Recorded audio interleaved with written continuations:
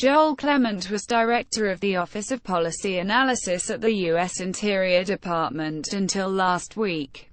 He is now a senior advisor at the department's Office of Natural Resources Revenue. I am not a member of the deep state. I am not big government. I am a scientist, a policy expert, a civil servant and a worried citizen. Reluctantly, as of today, I am also a whistleblower on an administration that chooses silence over science. Nearly 7 years ago, I came to work for the Interior Department, where, among other things, I've helped endangered communities in Alaska prepare for and adapt to a changing climate. But on June 15, I was one of about 50 senior department employees who received letters informing us of involuntary reassignments. Citing a need to improve talent development, mission delivery and collaboration, the letter informed me that I was reassigned to an unrelated job in the accounting office that collects royalty checks from fossil fuel companies. I am not an accountant, but you don't have to be one to see that the administration's excuse for a reassignment such as mine doesn't add up. A few days after my reassignment, Interior Secretary Ryan Zinke testified before Congress that the department would use reassignments as part of its effort to eliminate employees. The only reasonable inference from that testimony is that he expects people to quit in response to undesirable transfers. Some of my colleagues are being relocated across the country, at taxpayer expense, to serve in equally ill-fitting jobs. I believe I was retaliated against for speaking out publicly about the dangers that climate change poses to Alaska Native communities. During the months preceding my reassignment, I raised the issue with White House officials, senior interior officials and the international community, most recently at a UN conference in June. It is clear to me that the administration was so uncomfortable with this work, and my disclosures, that I was reassigned with the intent to coerce me into leaving the federal government. On Wednesday, I filed 2 forms, a complaint and a disclosure of information, with the U.S. Office of Special Counsel. I filed the disclosure because eliminating my role coordinating federal engagement and leaving my former position empty exacerbate the already significant threat to the health and the safety of certain Alaska Native communities. I filed the complaint because the Trump administration clearly retaliated against me for raising awareness of this danger.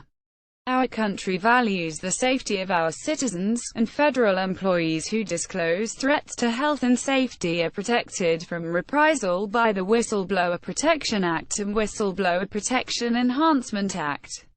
Removing a civil servant from his area of expertise and putting him in a job where he's not needed and his experience is not relevant is a colossal waste of taxpayer dollars. Much more distressing, though, is what this charade means for American livelihoods. The Alaska Native villages of Kivalina, Shishmaref and Shaktoolik are perilously close to melting into the Arctic Ocean. In a region that is warming twice as fast as the rest of the planet, the land upon which citizens' homes and schools stand is newly vulnerable to storms, floods and waves. As permafrost melts and protective sea ice recedes, these Alaska Native villages are one superstorm from being washed away, displacing hundreds of Americans and potentially costing lives. The members of these communities could soon become refugees in their own country. Alaska's elected officials know climate change presents a real risk to these communities.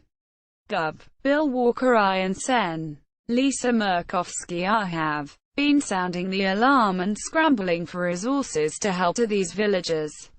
But to stave off a life-threatening situation, Alaska needs the help of a fully engaged federal government.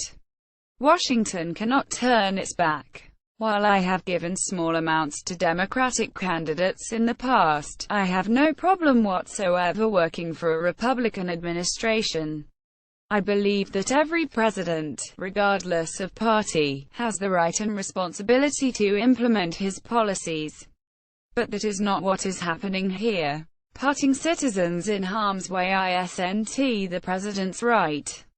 Silencing civil servants, stifling science, squandering taxpayer money and spurning communities in the face of imminent danger have never made America great. Now that I have filed with the Office of Special Counsel, it is my hope that it will do a thorough investigation into the Interior Department's actions.